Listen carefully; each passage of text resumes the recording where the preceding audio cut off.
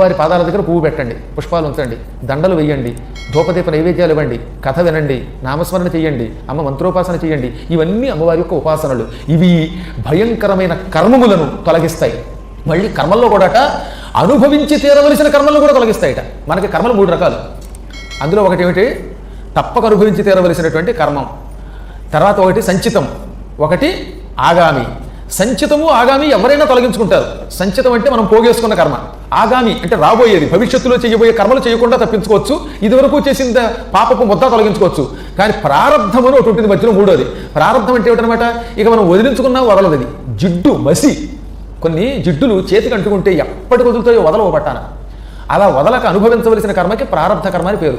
చిత్రం ఏమిటంటే, అమ్మని భక్తితో ఉపాసిస్తే, అమ్మ కథ వింటే, అమ్మ పరిచర్యలు చేస్తే భయంకరమైన ప్రారంధ కర్మ కూడా స్వల్పముతో పోతుందిట. ప్రారంధ కర్మ వల్ల 1,00,000 సంవత్సరములు నరకానికి వెళ్ళవలసిన వాడు 1,00,000 సంవత్సరములకు బదులుగా ఈ అమ్మవారి ఉపాసన వల్ల 1 సంవత్సరం ఊరికి అలా నరకం చూసి అక్కడి నుంచి ఉత్తమ గతులకు వెళ్ళిపోతాడు.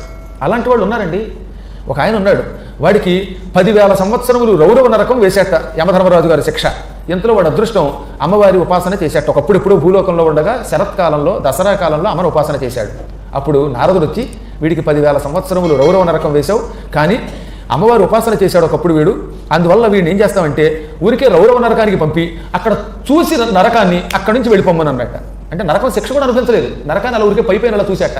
హాయ్ నరకంలో ఉన్నవాళ్ళు ఎలా ఉన్నారు, హౌడుయుడు అని పలకరించి అక్కడి నుంచి స్వర్గానికి వెళ్ళిపోయాడు. ఎంతెందుకు? దేవీ భాగవతాన్ని శ్రద్ధతో జనమేజయుడు విన్నాడు. ఈ జనమేజయుడు ఒకప్పుడు 4 ఋత్విక్కుల్ని నరికి చంపేశాడు, ఏదో చిన్న పొరపాటు వల్ల.